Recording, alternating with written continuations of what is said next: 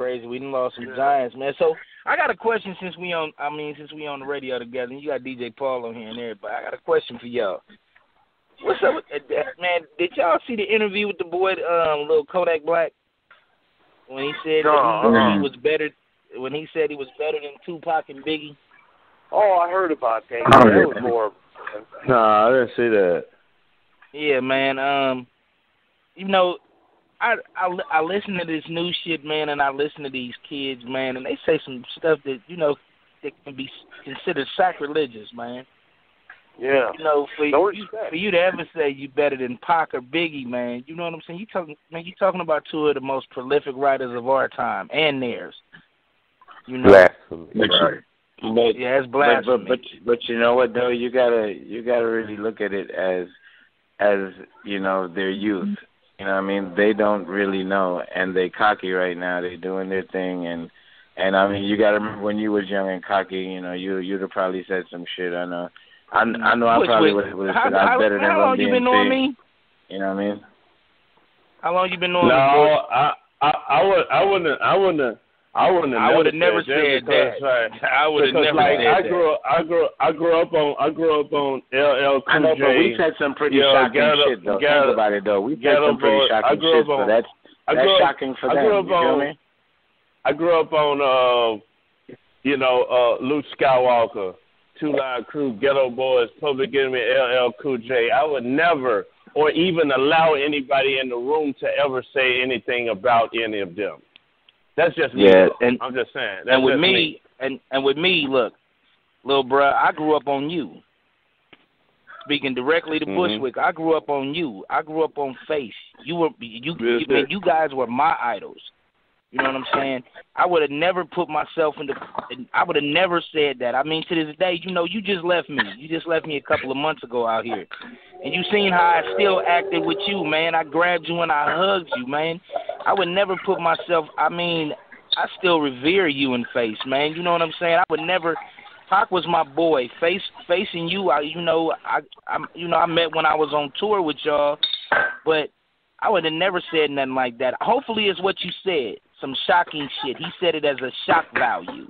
Hopefully he was using an exact term. I mean, he might not know no better though. What if man? He didn't grow up on that shit? He don't even know. Yeah, you know what I mean? He don't know what he's saying because he didn't grow up with it. Plus it's shocking, you know, to those who know. You know what I mean? Yeah, so we 30, 40, 50, they know. He said it for shock value. And his publicist could have put a spin on it, but they didn't because they knew it would create an uproar. Yeah, anything to get really likes and views, that's what they want. Exactly. Yeah, you never know. I mean, because once they listen to the music gonna testify for itself. Yeah, it ain't gonna stand the test of time either. I ain't gonna lie. No. Exactly, but when they listen to Tupac or Biggie and try to compare what they're doing to Tupac and Biggie, that's gonna speak for itself the minute they listen to it. It's still playing in the car right now. It shouldn't even be a conversation because Tupac and Biggie's music stand on its own. You know what I mean? We giving them too much time on that. You know what I mean? It's basic ignorance. All they got to do is listen to the music.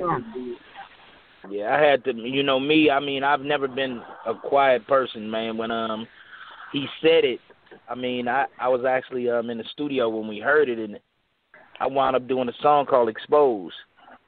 I mean, I just, man, I let him have it. I mean, I don't know how to do it no other way. Not in the beating him up manner, but in the educational manner. You know what I'm saying? Oh, for your sure. Money, your views, your money, and your views could never come to the works of these two people, man. It will never happen. Like Bushwick was saying though, it's really not anything you even gotta focus on. You know what I'm saying? You know, like Servon was saying. You can't really focus on what people say. People gonna always say something about any situation. So you really can't focus on what people are saying about anything. You just got to keep doing you and don't ever go in the studio really I used to do the same thing, don't get me wrong. I was a king of dissing, talking shit back in the day.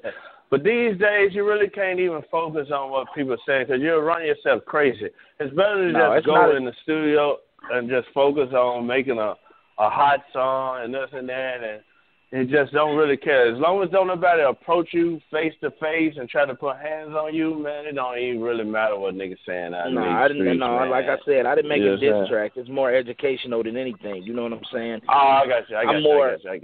Yeah, it's more educational than anything. When you see, if it even make the album, because I'm like 4 songs. I'm like 23 songs into this damn album. I don't even know what the hell I'm gonna release. Exactly. But shit, the later shit always be the better shit they end up getting released on any project. Yeah, so I'm like 23 songs into this album. I was pissed off when I heard it, but then like Bushwick and you both said, my homeboy Free Jack was like, "Ooh, don't do a diss song, do some educational." And we actually used the Tupac beat for it. We redid a Tupac beat for it. You know what I'm saying? So, I mean, it's more educational than anything. I just listen to music now. Yeah, man, that's what I'm saying, man. You know, just I can't listen to it. I don't even listen to it. You got to get some educational, man, because everybody's skipping over the educational part of hip-hop, man.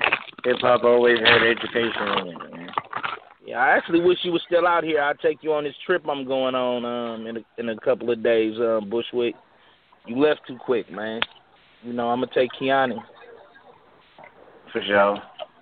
Yeah, I got a whole bunch of kids I'm taking out on a fishing trip. A whole bunch of Oakland kids, and they never been out on the water. I would have loved for you to have been here for this. That's dope. Very dope. So when you sliding back this way, man? I don't know. We're supposed to be out there with Ghetto Boys in August, like late August sometime. I mean,